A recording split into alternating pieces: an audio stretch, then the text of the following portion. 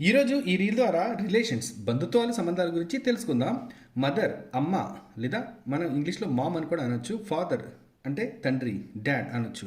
భార్యని ఇంగ్లీష్లో వైఫ్ అని చెప్పని అంటారు. తర్వాత హస్బెండ్ని ఇంగ్లీష్లో భర్త అని చెప్పని అంటారు. వీళ్ళిద్దరినీ కూడా హస్బెండ్ వైఫ్ గురించి మాట్లాడేటప్పుడు స్పౌజ్ అనొచ్చు. తర్వాత వైఫ్ హస్బెండ్ గురించి మాట్లాడేటప్పుడు మా స్పౌజ్ అని చెప్పని కూడా అనొచ్చు అనమాట. తర్వాత కాబోయే భర్తని ఫియాన్స్ అంటారు. కాబోయే భార్యని ఫియాన్సీ అని చెప్పని అంటారు. కుమార్తెని డాటర్ అంటారు. కుమారుణ్ణి సన్ అని అంటారు. కోడల్ని డాటర్ ఇన్లా అంటారు.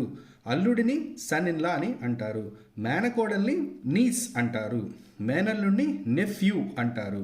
అత్త వరుస ఆంటీ ఆర్ ఆంట్ అంటారు. మామ వరుస అంకుల్ అని అంటారు. వదిన లేదా మరదల్ని సిస్టర్ ఇన్లా అని అంటారు. బావ లేదా మరిదిని బ్రదర్ ఇన్లా అంటారు.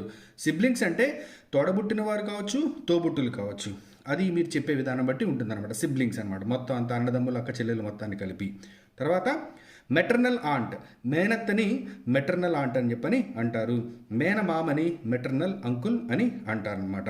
అదే మీరు కొంచెం ఆలోచించి చూడండి. అంటే నాన్నగారికి చెందిన, అంటే ఫాదర్కి చెందినటువంటి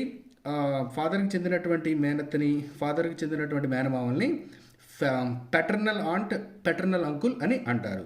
హెయిర్రెస్ అంటే వారసురాలు. హెయిర్ అంటే వారసుడు. అమ్మమ్మని గ్రాండ్ మదర్ అంటారు. తాతయ్యని గ్రాండ్ ఫాదర్ అని అంటారు. అయితే మనకి జేజమ్మ జేజిమామని గ్రేట్ గ్రాండ్ మదర్ అని చెప్పని అంటారు.